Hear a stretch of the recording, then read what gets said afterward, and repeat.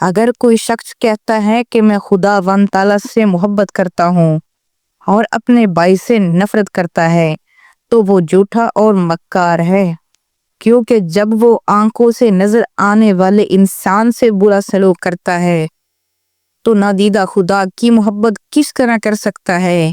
اصل میں مخلوق کی محبت بھی خدا کی محبت ہے۔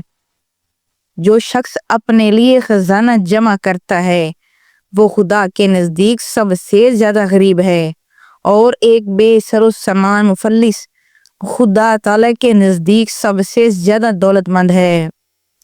اگر تم لوگوں کے قصور معاف نہ کرو گے تو خدا تعالیٰ تمہارے قصور معاف نہیں کرے گا۔ اپنے دشمنوں سے محبت رکھو اور اپنے ستانے والوں کے لیے دعا مانگو، کیونکہ خداوند کریم اپنے سورج کو نیک و بد دونوں پر چمکاتا ہے اور راست بازار اور بدکار دونوں پر مینہ برساتا ہے۔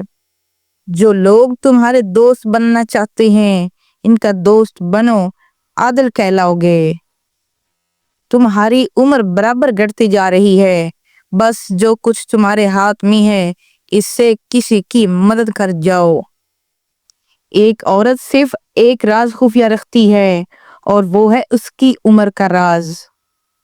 اگر کسی عورت سے تمہیں دکھ پہنچا ہے تو تم اسے ہرگز قتل نہ کرو، بلکہ اس کے کان میں بسا اوقات یہ پھونک ڈالتے رہو کہ تم بوڑھی ہو رہی ہو، اس صورت میں تم 1000 مرتبہ اس سے انتقام لے سکتے ہو۔